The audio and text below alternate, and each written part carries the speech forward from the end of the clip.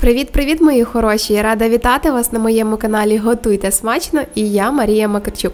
Сьогодні хочу показати вам дуже простий, але смачний в приготуванні рулет м'ясний. Я дуже часто готую такі різні м'ясні закуски для святкового столу, або просто для перекусу, або на сніданок для бутерброду. Саме головне, що це все домашнє і дуже смачне. І починаю я цей рулет готувати із млинців. До яєць додаю перець. Солі не додаю, тому що буду додавати сюди сир. Майонез. Це все взбиваю.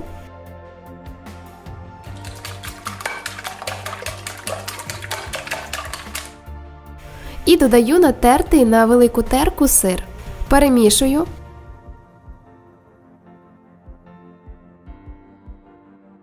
І тепер необхідно посмажити млинці.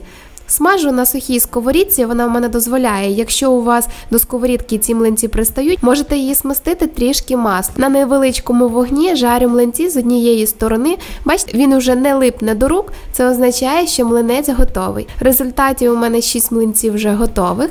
Далі готую начинку. На розігріту сковорідку додаю цибульку і обсмажую на невеликій кількості олії до золотистого кольору.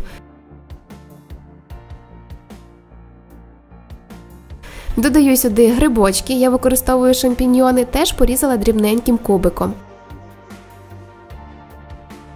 Обсмажую все до золотистого кольору і трішки підсолила, щоб був більш насичений смак. Нехай охолоджаються, тим часом я підготовила фарш. У мене тут курячий з філе та свинина. Додаю перець, приправу до м'яса та, звичайно, сіль. Все це гарно потрібно перемішати. Друзі, точні пропорції ви зможете знайти, як завжди, в описі під цим відео.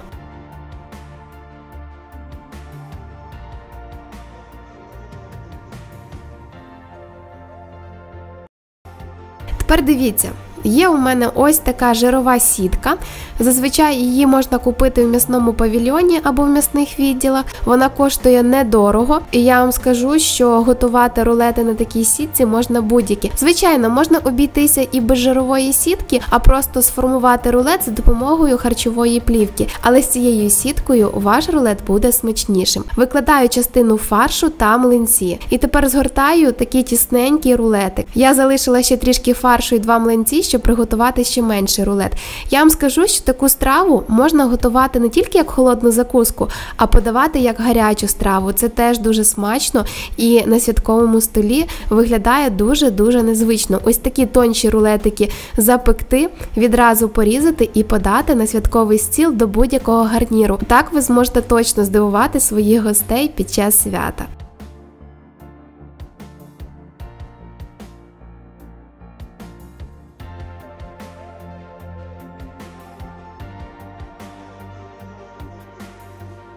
Кожен рулет потрібно завернути у пергамент, та я за допомогою нитки затягую його, роблю, щоб був плотніший.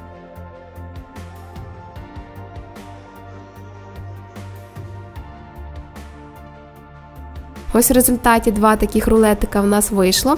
Тепер це все відправляю в духовку, розігріту до 220 градусів на 10 хвилин. Через 10 хвилин зменшую температуру до 160, запікаю півгодини. Через півгодини менший рулетик я виймаю, а більший відправила ще на 15 хвилин. Охолоджую все, ставлю під прес і, звичайно, в холодильник. І за ніч рулетик охолонув, і подивіться, який гарний в розрізі. На святкову нарізку це те, що треба. Гарно, просто і дуже-дуже смачно. Дуже рекомендую приготувати таку закуску до свят і повірте, що ви і ваші близькі будуть задоволені. Я дуже часто цю закуску готую просто в буденні дні, тому що продукти найпростіші і в нашій родині такі бутерброди розлітаються просто на ура. Ну а я, друзі, буду надіятися, що вам цей рецептик сподобався. Якщо так, підписуйтесь на мій канал і не забувайте натиснути на дзвіночок, щоб отримувати сповіщення про нові відеорецепти. До нових зустрічей, друзі! Цьом-цьом, па-па!